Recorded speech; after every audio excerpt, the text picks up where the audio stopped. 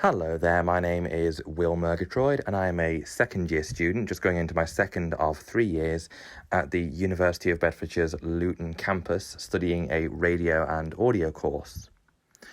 I've been in boarding establishments now for the last decade or so. I started New College in Worcester in September of 2011 and left there in July 2018 to start the Royal National College for the Blind in September of that year. And then, of course, left there to join the University of Bedfordshire last year, which has been brilliant so far. I think coming to uni for me has been a massive wake-up call in terms of independence, especially. I mean, I've moved into a shared house in the last sort of 3 or 4 weeks or so.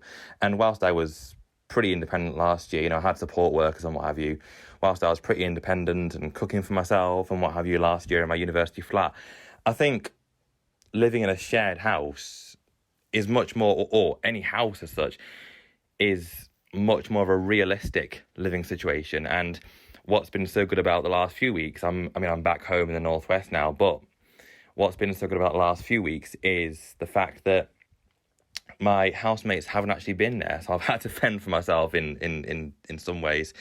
So yes, it's been absolutely fantastic living in the house. I think if I was to give any piece of advice to visually impaired young people starting university, it would just be yourself and enjoy it. There will be mistakes along the way. There'll be good times and bad times and funny times and all that lot. But I think just enjoy yourself and just be yourself as well. Because one of my anxieties, if you like, was when I first started, because I actually didn't have any flatmates in my first year, but I wasn't actually aware of that until I arrived. So one of my anxieties when I first arrived literally was, oh gosh, will my flatmates understand my impairment? Will they be able to provide, of course they're not my carers or anything like that, but will they be able to provide the help and support that I need? Will they be there when I call them for assistance?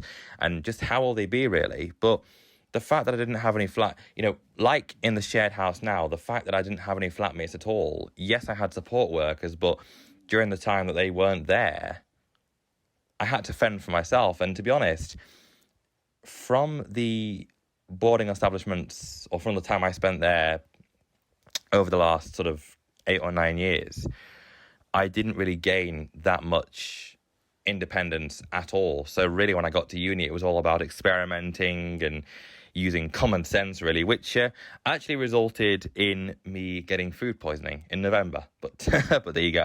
I was in bed for the week, and my support worker was there giving me chicken wraps and Pepsi, which of course didn't help at all.